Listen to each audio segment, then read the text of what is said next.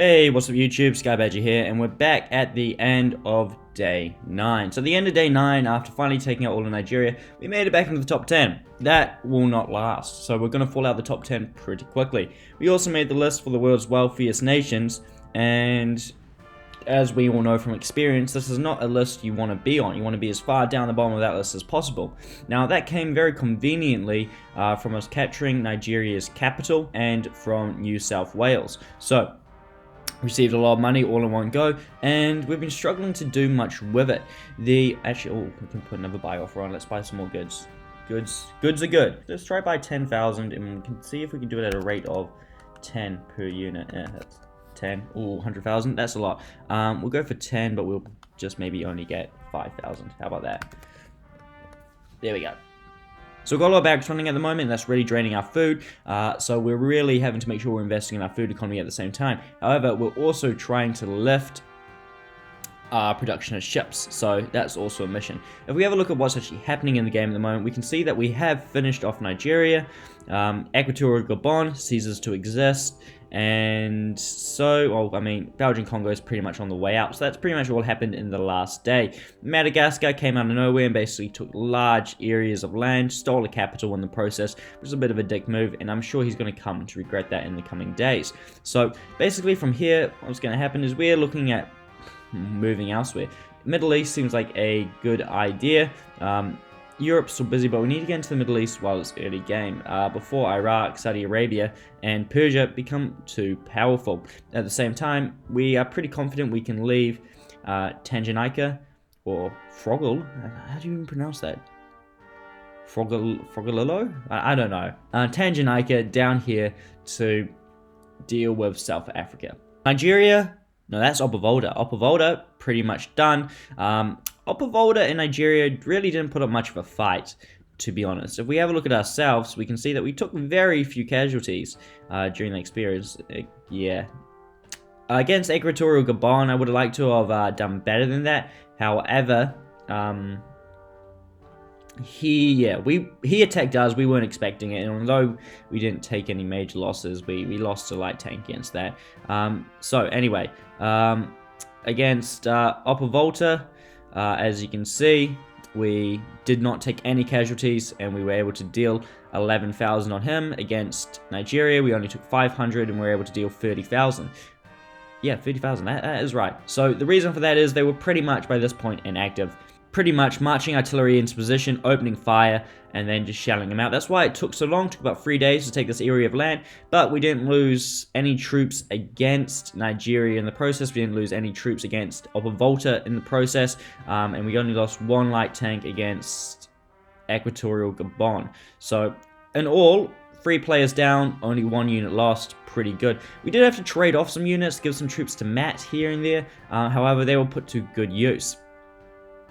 Up here in the Mediterranean, as our non-aggression pact with Iraq and Saudi Arabia ends today, we're looking to send a clear message. We've singled out a few targets, and we're not sure if we're going to attack it, but we are tracking them. He's retreating his destroyers back eastwards, and I'm coming in to make sure that these troops over here, the 12 on this island, don't do anything fishy. At the same time, I've got destroyers coming in as backup, and how that's going to work is if I do attack these convoys here, if there is any submarines there, my destroyers can back them up and make sure they don't sink them.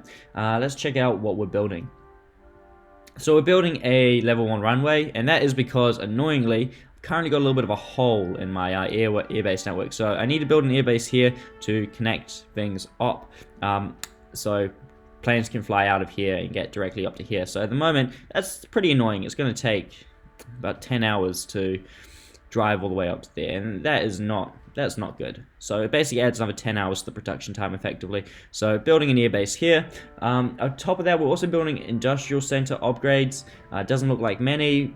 That's because we're busy building ports. We've also got a few infrastructure upgrades going up, and they are to boost our production of metal. Generally what happens is you get to a point where your goods production overtakes your production of metal, and then you have the opposite problem you have early game, is you have all the goods in the world, but you don't have the metal to do anything with it. So at the moment we're just trying to avoid that. In terms of what we're building, if we haven't looked in here at the moment, actually we should be able to just look at industrial complexes. Every industrial complex should be active. Here's one that's not. We need anti-air guns, so let's purchase more anti-air guns. So if we have a look at what we're building, we can see that we are building 4 destroyers. Once these destroyers are down on the level 2 ports already, we're going to shift over into cruiser production. Actually, there should be more destroyers than that. 5 destroyers. There we go. At the same time, we're also building 2 tactical bombers and 1 interceptor, just trying to get our air force up. And then we're also building 2 anti-air guns. So we've devoted a lot of our production capacity at the moment to our navy.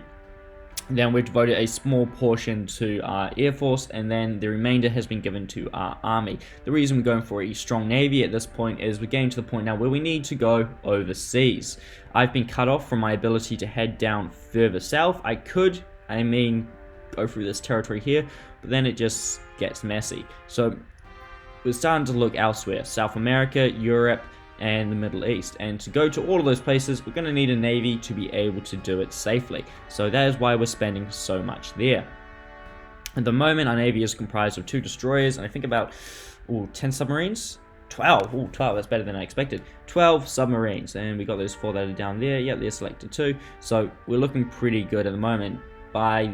Within the next couple of minutes, hours, we're going to have a few more destroyers, and they're going to really help bolster our numbers as well. We're going to go for a conventional battle group here in the Mediterranean. However, for operations elsewhere outside of the Mediterranean, so the Atlantic, the Pacific, Indian Ocean, I'm pretty sure that's Indian, we are going to be using a new fleet group. So the conventional one we're going to use in here is going to be our typical 9 destroyers, 9 submarines, 5 cruisers, 3 battleships, 3 carriers. Now, the reason I'm going for that group is because although it is a little outdated and needs a bit of work, the battleships are really the main thing and aspect I'm going for here. There's a lot of territory to be shelled out, and we have all these air bases along the coast that we can use to base planes off.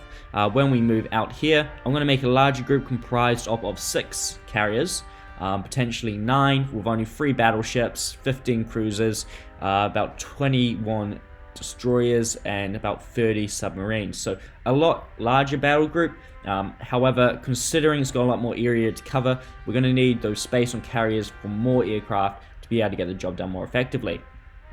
Right, it's that time of the episode we should probably have a look at what's happening around the world. And today, I'm going to turn my morale map on, because I remembered. So, if we have a look at what's happening around the world, we've already been over pretty much Africa. If we move up into Europe, the UK is pretty much dead at this point, slowly dying. Not much time left for the UK, and that's good for me because I'm currently at war with him.